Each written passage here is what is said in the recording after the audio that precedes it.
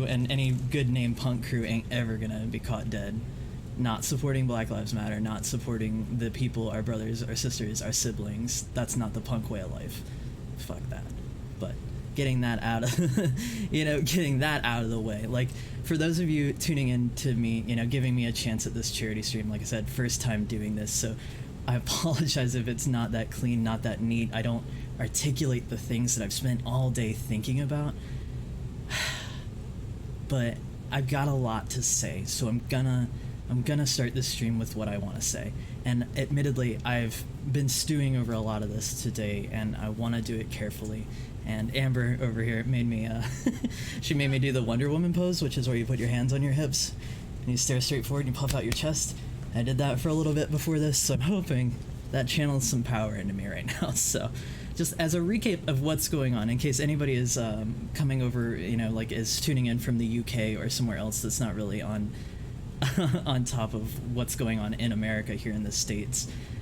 George Floyd was murdered by a cop this week, as he was, knelt, the cop just kneeled on his fucking neck for 9 minutes and suffocated him. So he was murdered by a cop. Breonna Taylor was also murdered by a cop. We've had black families torn apart by, systematic racism and stuff like that, but free press is being attacked by police, peaceful protesters are being attacked by, police. I plan on doing something for Pride as well, because, that's obviously something that I understand. It's a little closer to home for me. I have to acknowledge that right now I'm white. I'm privileged. I can't pretend to understand what's going on in black people's lives. All I understand is that I'm angry. I'm scared. And white people don't get to criticize the reactions to problems that they don't face. And you sure as hell won't see me doing that. I'm not going to criticize anybody for how they're reacting to this. It's not my place. And a lot of this stuff, it's not my place. This isn't my issue. This is me trying to do what I need for other people. This is me channeling my rage into something good for people that matter to me outside of myself. This isn't about me. This isn't about white people. That line that everybody's been saying right now that's going around, rioting is the voice of the unheard. Hell yeah, it is.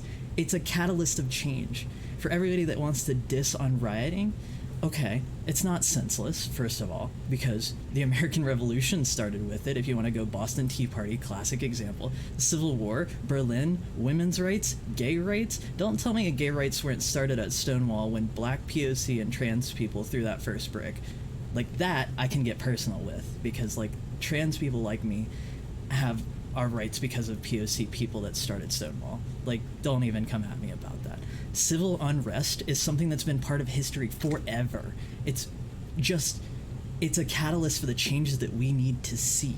You have to respect the facts, and you have to respect the history of the world, that civil unrest has always kind of moved that way. It's exhausting.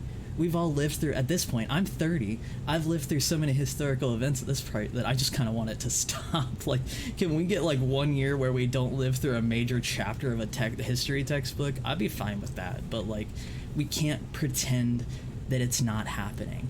We can't just sit here silent and act like everything is all, dandy and good. No, that's not. We can do something. We can make change. We can vote. First and foremost, Dave, I'm looking at you. We can be this change. Like, stop pretending that racism isn't a problem. Stop sitting back, being silent, being passive, acting like, oh, well, that doesn't happen, or, to my people or to people around me or, my group of friends. I'm going to tell you right now that in my group of friends, none of us are racist. Hands down, we would fight for anybody, tooth and nail. But if we see some racist bullshit, which we do, regardless of whether we're racist or not, we got to stand up for those people. That's what matters. Like, stop being passive. Stop thinking that you can't be the change that you want to see. And I think part of it is understanding that privilege is stepping away from reacting to somebody pointing at it like a personal moral issue. Somebody saying that you're privileged isn't saying somebody, like, they're not saying that your life isn't bad or isn't, you don't have your own personal struggles. That's not what it is. It's accepting the reality that you underestimate a problem as it doesn't pertain to you. You can't pretend to know the problems that black people face if you are not a black person. Like, that's all that means. The privilege that you have by not being a black person, that's what they mean. That's all it is. You're not black, therefore you are privileged. Done. That's it. And, you know, understanding that in the violent reactions to everything, there's a difference between a riot and a rebellion. Like, oppressed people resisting state-sanctioned violence, racial injustice, systematic murder, that's a rebellion. And one that I'm proud to put my privilege to work for, honestly. Like, rioting leads to rebellion, leads to revolution. And I'm about ready for a revolution at this point. I've been ready.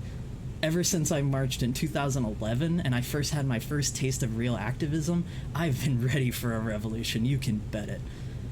It's, you know, Black Lives Matter today, tomorrow, every day after that. That's it.